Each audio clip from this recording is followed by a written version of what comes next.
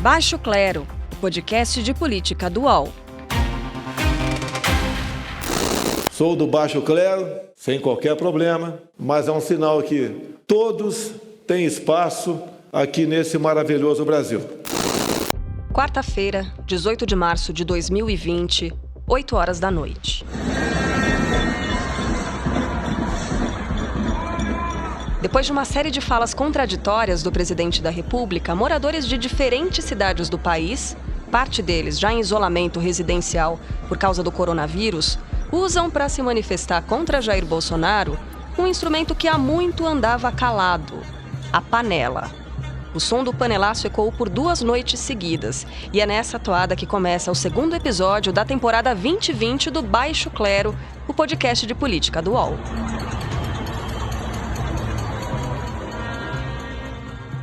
Eu sou Carla Bigato, por aqui também nossos analistas Maria Carolina Trevisan e Diogo Schelp. E antes de mais nada, no episódio anterior, o Diogo Schelp disse que Paulo Guedes talvez não sobreviveria politicamente à crise do coronavírus.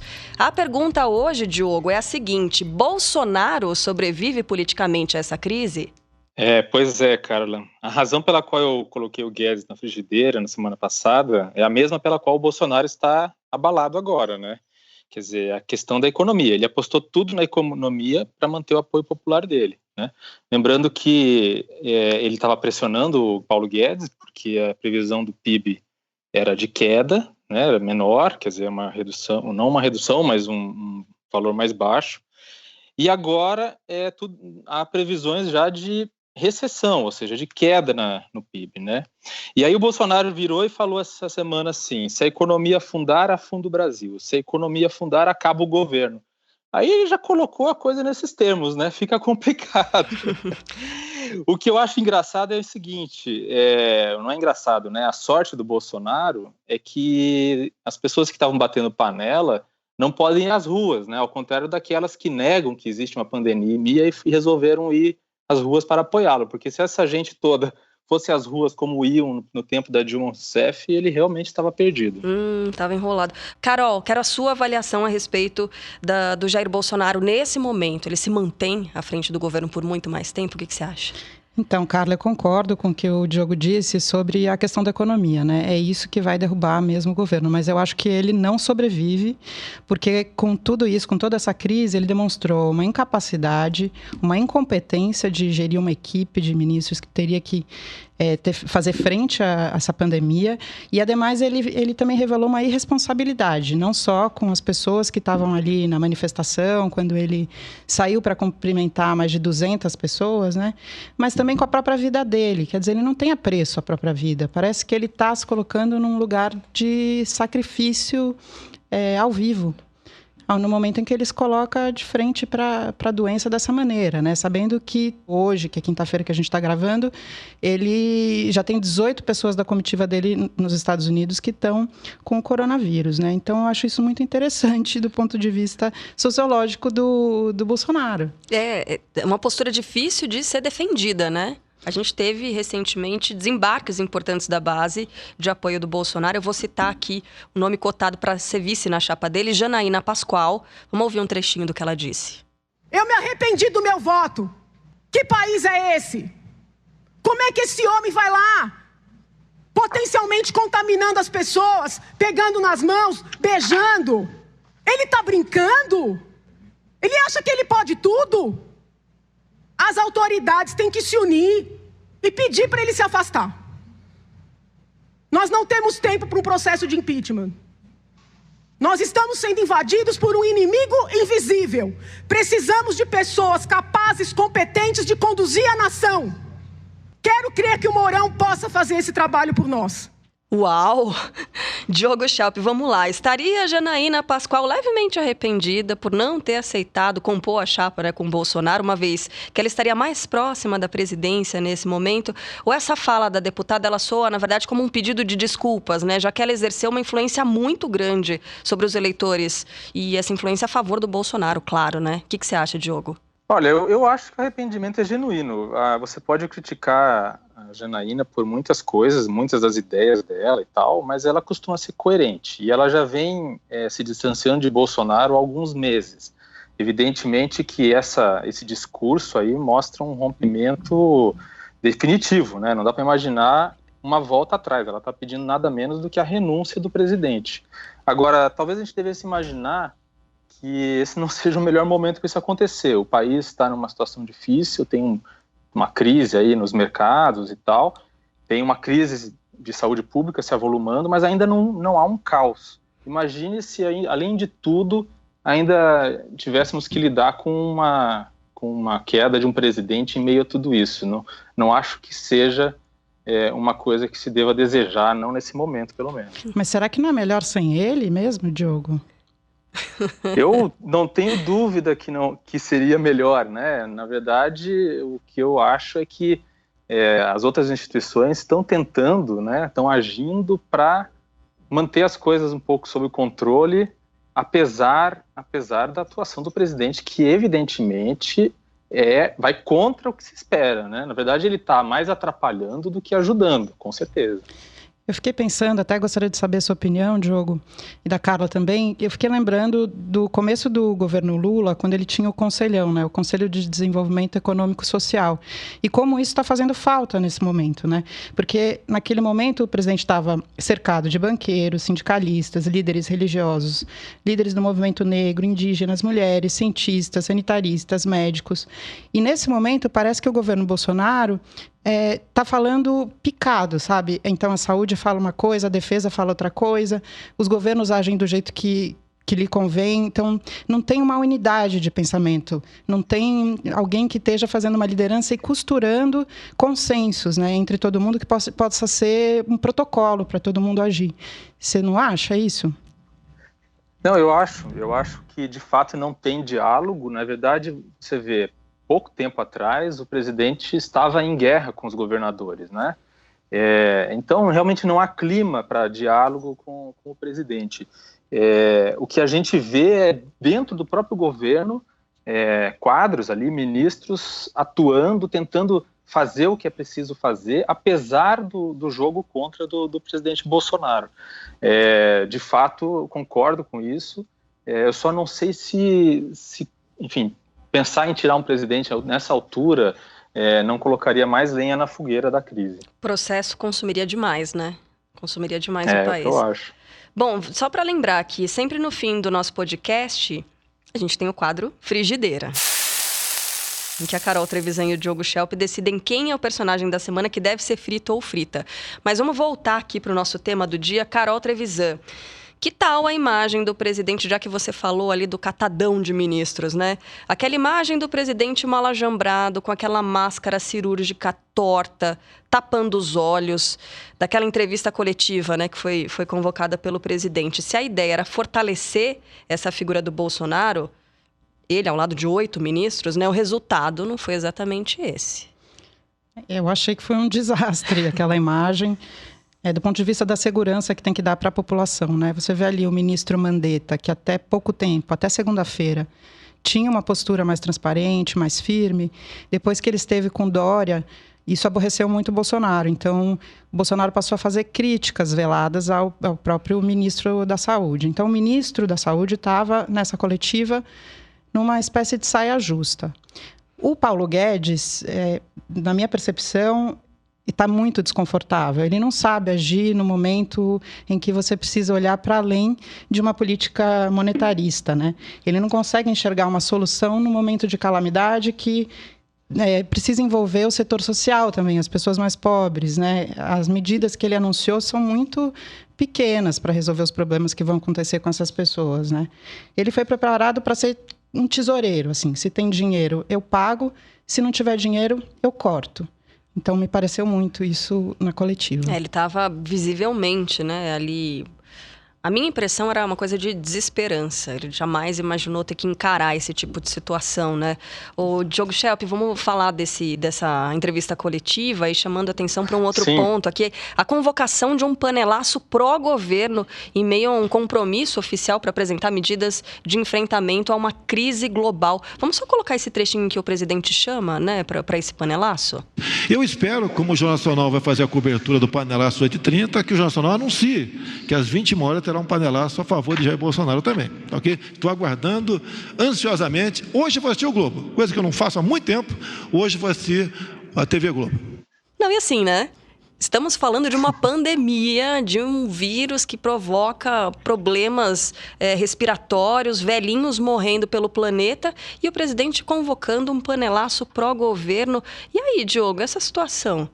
Eu vejo nisso dois problemas, né? Quer dizer, ele mostra que ele só pensa em si mesmo, né?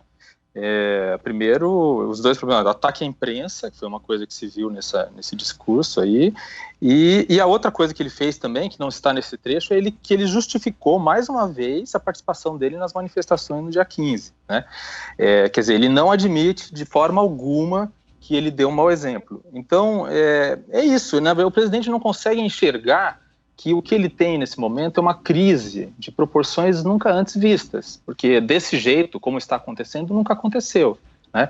Então, em vez dele aproveitar a oportunidade para mostrar a liderança, assumir o comando, ele me lembra, Carla, aquele capitão Schettino, lembra daquele cruzeiro que afundou na Itália? Vade a bordo, Schettino, vade a bordo, Schettino, gritava o controlador lá da guarda costeira italiana, que né? vergonha. E não, o Schettino já estava lá na praia, entendeu? E o Schettino não voltou a bordo, que é o capitão, né? Tem que ser o último a sair. Então me lembra um pouco o Bolsonaro. Ele está tentando mostrar, nessa entrevista, ele tentou mostrar que ele começou a se dar conta da importância e tal, mas eu não sei até quanto tempo isso dura. Bom, a Carol, nas conversas que a gente tem aqui fora da gravação, ela chamava atenção para a importância que ganha a imprensa num momento como esse, né? A importância da divulgação de informações corretas, de noticiar o que está acontecendo com transparência. E o presidente se coloca novamente, Carol, contra, né, essa imprensa. Ele se enfraquece ainda mais dessa forma, não? Muito, né? Eu estava até conversando com os amigos aí que estão em quarentena, em casa, todo mundo falando que está com tempo livre, eu falando, estou desesperada, porque com os 2 filhos e fazendo jornalismo agora, né, fazendo análise e pensando quais são as situações que esse país vai passar e tal, não tenho um tempo livre, só nem consigo dormir direito. E sabe que é interessante que nessa posição, né, do jornalista que vai atrás da informação e apura, realmente tem responsabilidade na informação que divulga, muita gente do entorno, né, parente, amigo, vem perguntar, e aí, eu posso abrir meu comércio? Não posso? E a gente tem a obrigação, né, de trazer essa informação correta. Bom, talvez o presidente não saiba disso, né? Ele não valoriza a nossa profissão. Deixa pouco, né? Voltar aqui, mais um trecho dessa entrevista coletiva, em que o Bolsonaro apareceu ao lado de 8 ministros. Ele citou em um determinado momento a confiança que ele tem no Dream Team que ele montou. Vamos ouvir. Ninguém nunca sonhava no Brasil, senhora Délis Ortiz, ter uma equipe competente de ministros como nós temos. E grande parte de vocês, em especial a Globo, não deixa passar a oportunidade para dizer que o time vai bem apesar do seu técnico. Isso é uma maneira que, no meu entender, não considero ser leal por parte do jornalismo. Aí, de novo, né? Atacando a imprensa, a Globo, a própria repórter que fez a pergunta.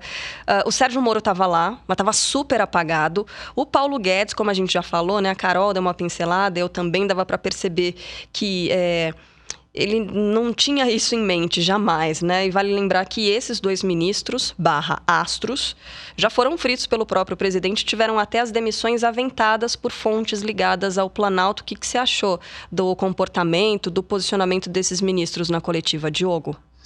Eu me surpreendi ali um pouco com o Mandetta, né? Mas eu acho que faz sentido o que ele falou. Mas antes de eu falar do Mandetta, eu queria falar sobre o Paulo Guedes. O Paulo Guedes, eu não consegui identificar como vocês conseguiram se a expressão dele era de desespero, porque ele estava com aquela máscara, né? Mas eu acho que, pelo menos, assim, pelas ações que ocorreram, mais concretas, né, parece que acordou para a realidade de que aquela agenda de ajuste fiscal ficou para trás, até porque o mundo inteiro está deixando para trás isso, e, enfim, surgiram as primeiras medidas aí de estímulo à demanda para aquecer a economia, garantir renda dos mais vulneráveis e proteger os empregos. Se é o suficiente, como diz o Carol, a gente não sabe, né? Aí vem a questão do Mandetta, né, Carla? O que você acha? Vamos deixar o Mandetta para depois do intervalo? Um intervalo bem rapidinho, beleza. Pode ser? Baixo Clero, podcast de política do UOL. Ouça mais podcasts do UOL, como Baixo Clero, em noticias.uol.com.br/podcasts. Recebe salário, faz transferência, pagamento, recarga de celular e até empréstimo, tudo sem taxa. PagBank, a sua conta grátis do PagSeguro. Baixe já o app e abra sua conta em 3 minutos. Segundo bloco do nosso segundo episódio da temporada 2020 do Baixo Clero, podcast de política do UOL. A gente já deu aqui uma palhinha do que aconteceria nesse segundo bloco. Vamos falar do tal do salvador da pátria do momento, o ministro da Saúde, Luiz Henrique Mandetta, muito elogiado, né, pela população, pelo modo como vem conduzindo a área da saúde diante da Covid-19, desde a época em que o presidente chamava tudo isso de fantasia, de exagero da imprensa. Histeria. Bom, histerismo, que foi uma descoberta para mim. Eu fui atrás, fui pesquisar. Existe, de fato, essa palavra. Eu achei que era um erro do presidente, mas existe histerismo. Bom, mas o Luiz Henrique Mandetta, Carol, Diogo Schelp, ele, para minha surpresa, confesso, decidiu fazer um afago no presidente Jair Bolsonaro. Vamos ouvir. Eu tenho, entre todos os ministros aqui presentes, sob a coordenação do presidente, ações interministeriais, porque é uma equipe, e aqui, presidente, eu queria lhe agradecer em nome da saúde brasileira, de ter um ministério técnico e tão fácil de trabalhar. E ele chamou o presidente de timoneiro, né, em determinado momento dessa entrevista coletiva. O que te parece, Carol? Que leitura a gente pode fazer dessa fala? Então, não quero ser repetitiva, mas eu acho que ele está numa saia justa, né? Porque ele desagradou o Bolsonaro quando teve com o Dória e fez um pronunciamento ao lado do Dória. E aí o Bolsonaro reclamou nas diversas entrevistas que ele deu nos últimos dias. Agora ele disse que ele só dá entrevista ao vivo. E agora o Mandetta tem que se colocar no lugar de ter coerência das coisas com as quais ele tem falado e da maneira como ele tem atuado, mas também de não desagradar o presidente da República, né, que tem feito tudo ao contrário do que o próprio Ministério da Saúde tem dito. Então, ele está numa saia justa terrível. Eu não queria ser ele nesse momento. Diogo Schelp, e aí? Situação do ministro da Saúde, Luiz Henrique Mandetta. Olha, Carla, quem nunca teve aquele tipo de chefe que boicota o bom trabalho da própria equipe, né? Aquela equipe que apresenta resultados e tal, mas que o chefe acaba boicotando só porque não é a linha de ação que ele queria. Algum de vocês já teve chefe assim? Eu já tive. Você tem que sair passando pano atrás, tive, né? Aí então, daí numa situação dessa, o que vai se esperar do Mandetta, né? Ele está tentando administrar um chefe ciumento, né? Enquanto continua fazendo o que precisa ser feito, certo? E tem uma coisa que precisa ser lembrada, que antes de toda essa crise, o Mandetta ele pretendia disputar a cadeira de prefeito de Campo Grande. É possível que isso ainda esteja no radar dele. Então, provavelmente, ele teria, de qualquer forma, poucos meses à frente do ministério, né? Então, o Bolsonaro pode fritá-lo, mas eu duvido que o Bolsonaro vai ter culhão, para usar uma expressão que ele entenderia, para tirá-lo nesse momento em que, praticamente, o Mandetta virou quase uma unanimidade nacional, né? Então, eu queria lembrar de um outro episódio que aconteceu na coletiva. Em um determinado momento, quando os ministros vão anunciar que fecharam fronteira com a Venezuela, naquele momento eles tinham fechado fronteira apenas com a Venezuela, bastante restrito, e é um anúncio que eles gostariam de dar há muito tempo, um dos ministros disse que é um momento de guerra.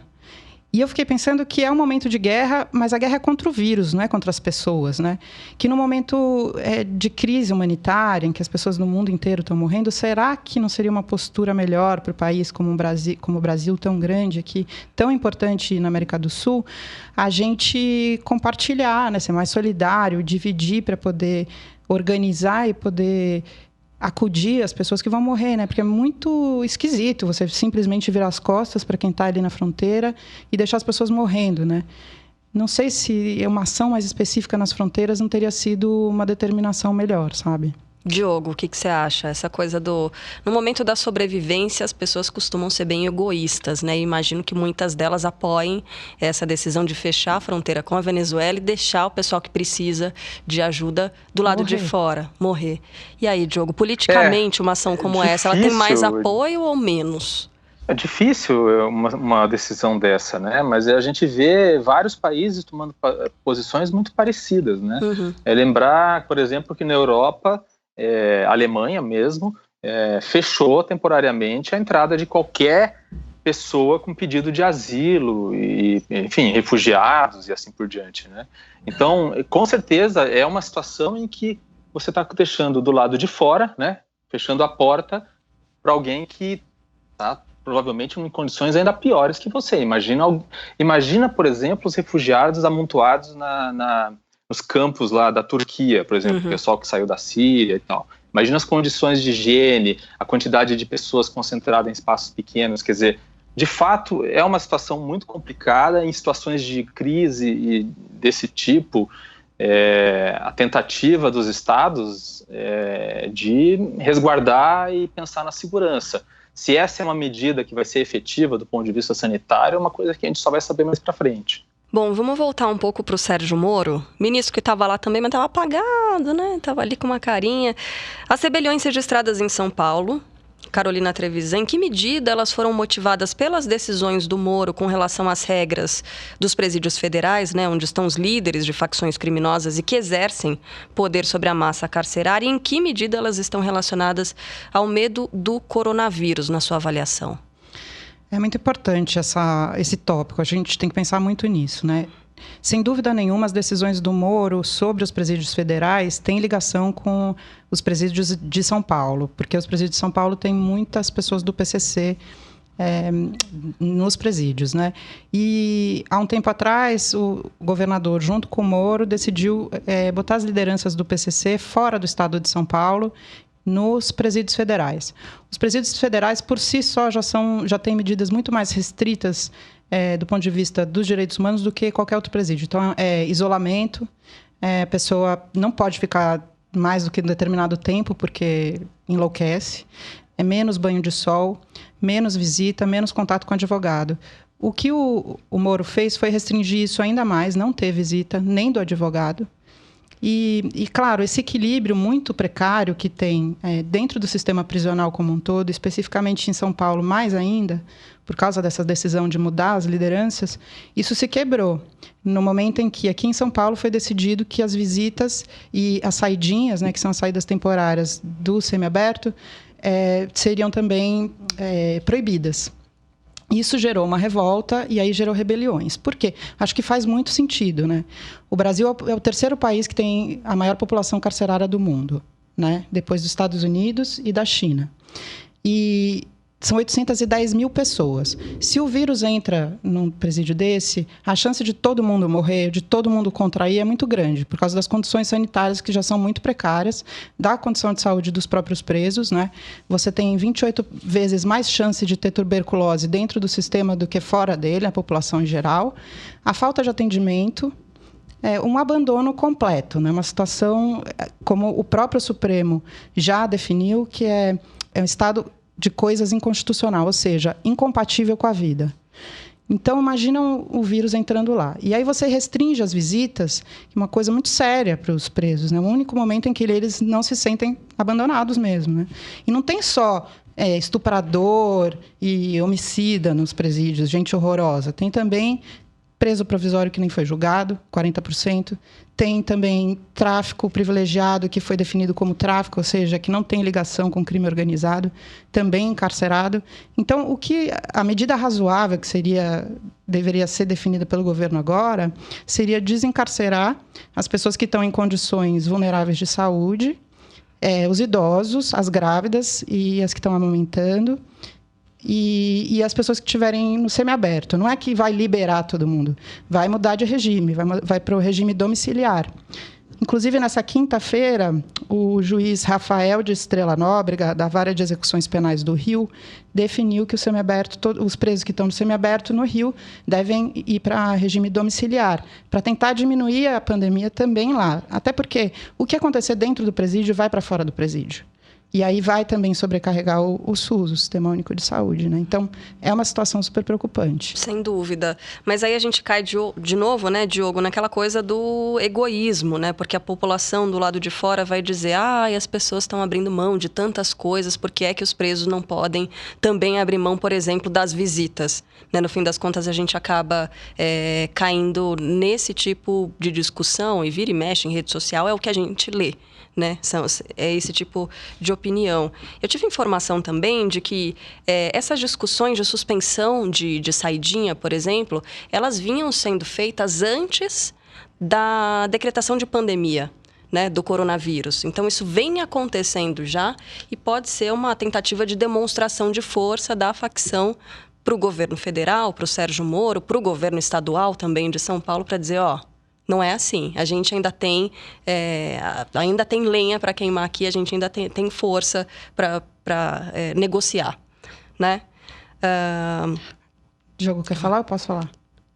Não, eu só queria falar o seguinte, que eu entendo que a tentativa ali de restringir as visitas, né, em alguns estados a ideia era proibição total, em outros era restringir. A ideia é justamente evitar diminuir o contato dos presos com o mundo externo e evitar que o vírus entre, né? Eu imagino que isso seja muito difícil de evitar, porque os presos acabam tendo contato com outras pessoas que também circulam no mundo de fora, né? No mundo os agentes penitenciários. Dos próprios agentes penitenciários, por exemplo. A questão toda é que o sistema penitenciário brasileiro é um problema crônico, né, que se arrasta há décadas e, infelizmente, não é uma coisa que vai conseguir ser solucionada de um dia para o outro ou de uma semana para outra no meio de uma crise como a que a gente está vivendo. Mas seria muito interessante se a gente visse que a gente está prendendo pessoas que não precisam necessariamente estar encarceradas, né, restritas de liberdade, né? As pessoas podem ser punidas de outras maneiras, há penas alternativas, há outros meios de punição que não necessariamente prender, né?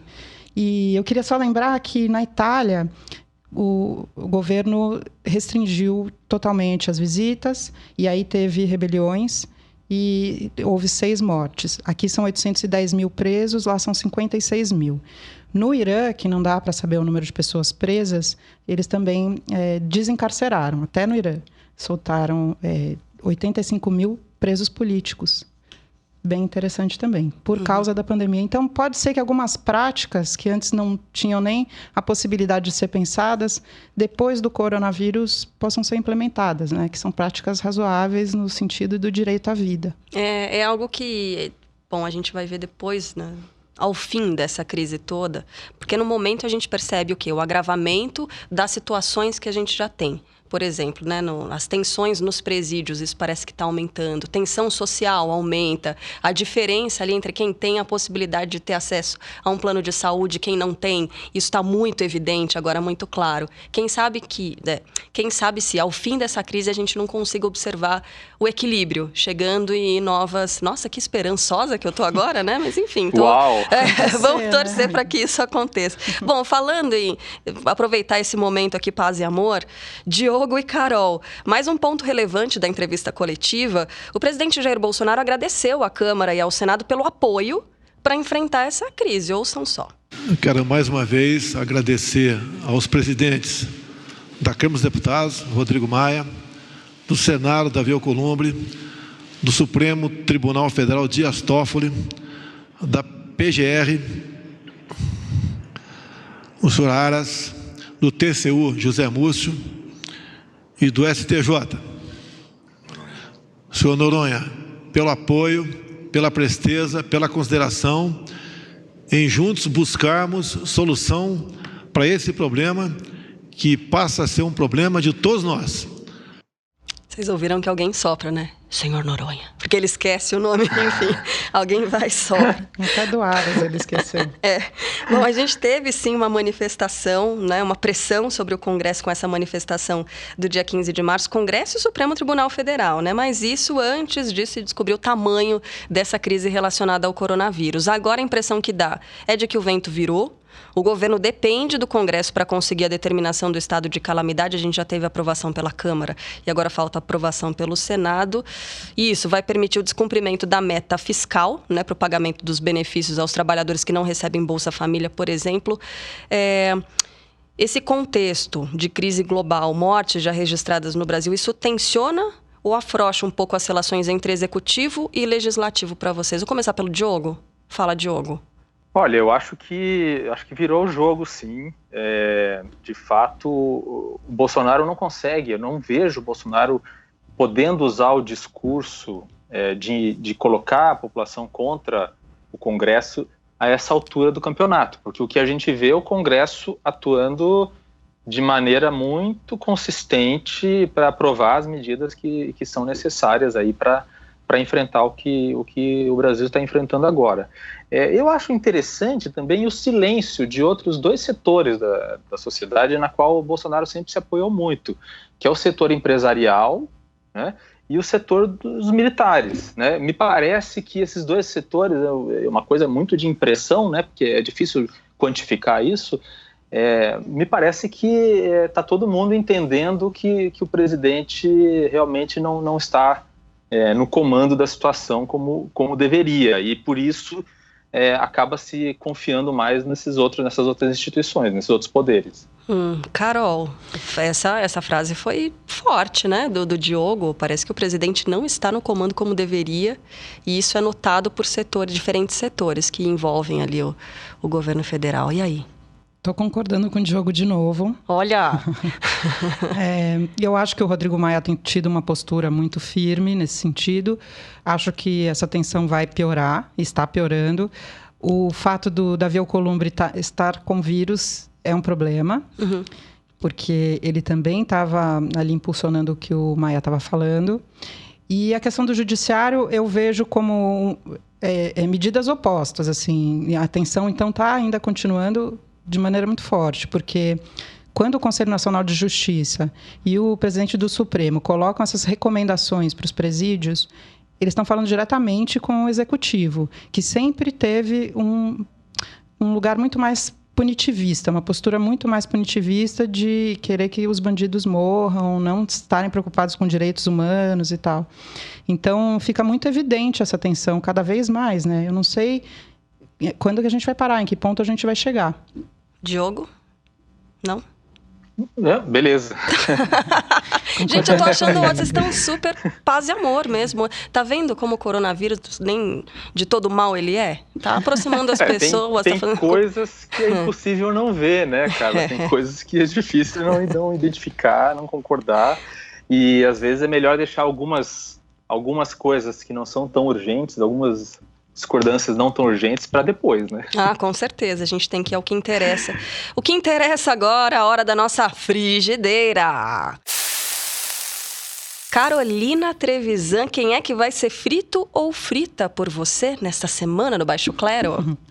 Carla, de novo foi difícil determinar uma pessoa só. Mas eu vou então colocar na frigideira hoje o deputado Eduardo Bolsonaro, que fez um favor de causar um problema diplomático entre o Brasil e a China. E o Brasil e a China é simplesmente o maior comprador de minério do Brasil, um dos maiores de proteína animal, o maior parceiro comercial do Brasil e do mundo. E aí o Eduardo Bolsonaro diz que o coronavírus é culpa da China, por causa do comunismo, enfim. Faz uma bagunçona lá, obriga o Rodrigo Maia a se desculpar em nome da Câmara, causando ali um problema. O embaixador da China no Brasil estava furioso no Twitter, respondeu no Twitter ali publicamente, que é uma postura que diplomata geralmente não tem. Então, ficou muito feio para o país. Isso demonstra mundialmente a incapacidade dos bolsonaros, em geral, né? O Mourão quis aliviar e disse, mas ele não é do governo. Como que não é? Quer dizer, ele é um deputado federal, ele está lá, né, representando o povo, na casa do povo, e é filho do presidente da República, e a gente sabe que tem muita influência sobre ele, né? Já teria muita responsabilidade, não sendo o filho do presidente da República, sendo, então, muito maior. Para que essa crise diplomática agora? Para que, gente, agora, exatamente. Diogo Schelp, será que a Carol fritou o personagem escolhido por você também? Quem é que você manda para a frigideira hoje? Não, eu não é a mesma pessoa, eu até achei que ia ser. Mas eu queria comentar uma coisa sobre isso. Eu concordo que o Eduardo Bolsonaro, como é da prática dele, meteu os pés pelas mãos nesse episódio. Agora, o embaixador chinês também precisava tomar um Rivotril, né? Porque a reação dele foi bem além do que se espera e costuma ser no meio diplomático a prática comum. Ele, de fato, a reação dele foi de tentar ficar batendo boca ali com o Bolsonaro pelo Twitter e tal. Eu achei... Mas é que tem também a questão dos Estados Unidos, né? Ele sabe que o Eduardo Bolsonaro é um porta-voz dos Estados Unidos aqui no Brasil, né? Inclusive, eu estava vendo o Marcelo Lins falar, e a gripe espanhola, quando surgiu, ela tem esse nome, mas ela surgiu nos Estados Unidos, e os Estados Unidos também abafou a crise. Então, acho que meio isso, assim, que foi movido o embaixador. O que acontece é o seguinte, a China está enfrentando uma situação complicada, porque, de fato, tem essa guerra de discurso aí, que é iniciada pelo Trump, né, que chama e diz que o vírus é chinês. Agora, a gente precisa lembrar que a China é uma ditadura e é muito difícil confiar em todas as informações que eles passam, inclusive quando eles dizem que já não teve mais casos novos ao longo de 24 horas e tal. É difícil acreditar num país que é realmente uma ditadura muito, muito centralizadora e controladora. E é verdade, isso é fato, que no início da crise eles tentaram segurar essa informação, inclusive os primeiros médicos a tentar dar o alerta do coronavírus foram punidos e tal. Então, assim, só para lembrar que aqui a gente não está falando de mocinho e bandido, né? É uma situação em que todos são bandidos. O Bolsonaro tem que ficar quieto nessa hora, né? E o Eduardo Bolsonaro, como ele sempre faz, ele foi inconsequente. Agora eu vou colocar minha pessoa na frigideira, que é o pai do Eduardo Bolsonaro, o presidente Jair Bolsonaro. Eu imaginei que a Carol ia colocá-lo e eu ia ter que colocar também. Eu quase fui. Mas enfim, aquela situação, né? Já pedidos de impeachment contra ele, né? Panelaços, alguns dos principais apoiadores virando as costas para ele, pedindo renúncia. Teve até a sugestão, né, do Miguel Reale de fazer um exame de sanidade mental no presidente.